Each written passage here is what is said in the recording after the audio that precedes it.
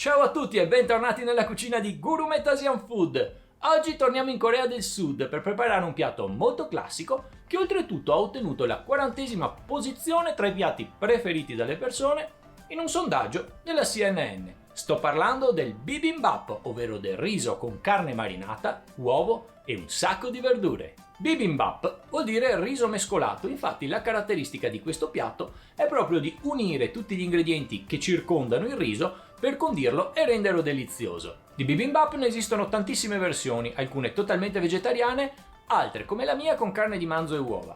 La ricetta di oggi comprende degli ingredienti facilmente reperibili, ma in verità le vere ricette coreane utilizzano delle erbe che sono veramente complicate da trovare. Andiamo comunque a vedere gli ingredienti che ho utilizzato io e poi mettiamoci al lavoro. Let's go!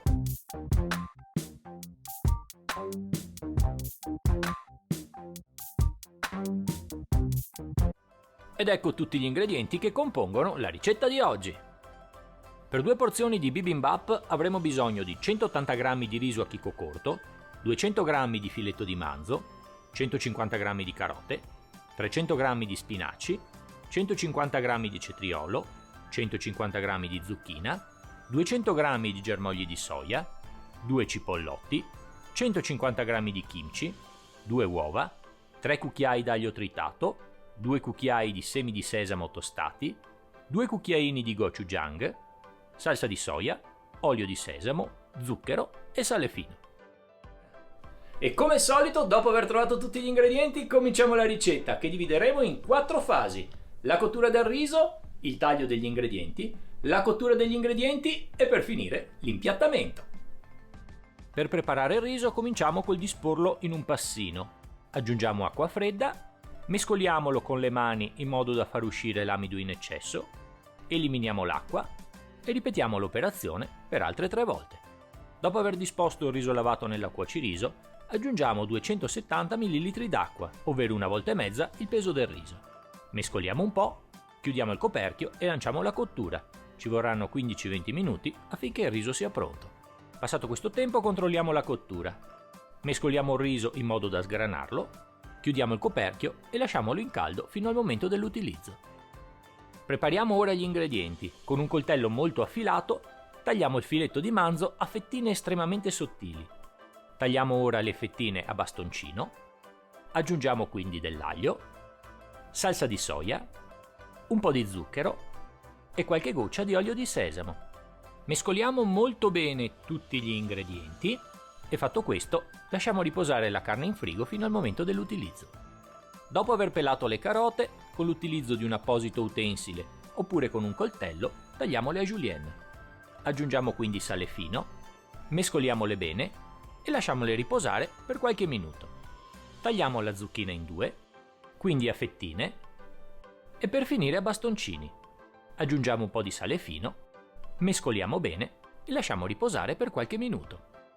Tagliamo il cetriolo in 2 in senso longitudinale, quindi tagliamolo a fettine molto sottili.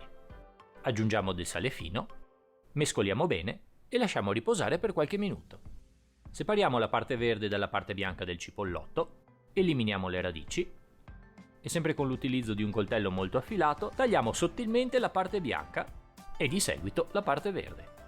Una volta fatto questo, copriamo con pellicola alimentare e lasciamo riposare in frigo fino al momento dell'utilizzo.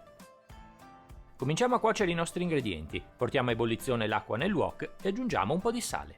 Quando l'acqua comincerà a bollire aggiungiamo i germogli di soia, mescoliamo bene e mettiamo il coperchio. Lasciamo cucinare 5 minuti. Passato questo tempo togliamo i germogli dall'acqua e immergiamoli direttamente in una bacinella di acqua fredda.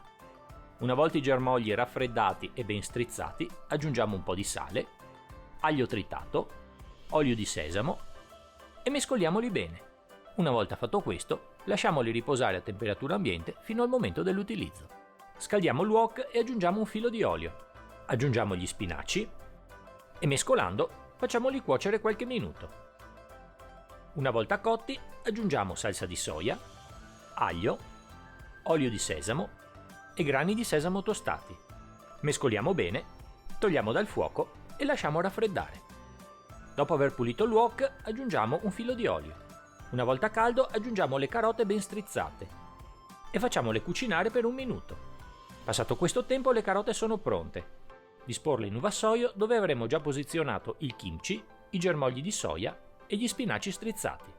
Puliamo il wok e aggiungiamo un filo d'olio. Aggiungiamo i cetrioli ben strizzati, un po' di aglio, un po' di olio di sesamo e mescolandoli cuciniamoli per 1 minuto. Passato questo tempo saranno pronti. Disponiamoli nel vassoio con le altre verdure. Puliamo nuovamente il wok e aggiungiamo un filo d'olio. Una volta caldo aggiungiamo le zucchine, un po' di aglio, un po' di cipollotto affettato, qualche goccia di olio di sesamo e mescolando cuciniamole 1 minuto. Passato questo tempo saranno pronte. Disponiamole quindi insieme alle altre verdure. Scaldiamo bene un padellino antiaderente e aggiungiamo un filo di olio. Una volta la padella ben calda aggiungiamo l'uovo e cuciniamolo 1 minuto. Passato questo tempo l'uovo sarà pronto. È importante che il tuorlo rimanga completamente crudo. Ed eccoci come al solito arrivati al momento dell'impiattamento. Con l'utilizzo di una tazza posizioniamo il riso caldo all'interno di una scodella. Disponiamo i nostri ingredienti cominciando dagli spinaci, i germogli di soia, il kimchi, le zucchine, le carote, il cetriolo, la carne marinata. Cospargiamo il tutto con del cipollotto affettato, con dei grani di sesamo tostati. Condiamo con un po' di olio di sesamo, aggiungiamo il nostro uovo all'occhio e per finire un cucchiaino di salsa gochujang. Il nostro bibimbap è pronto per essere degustato.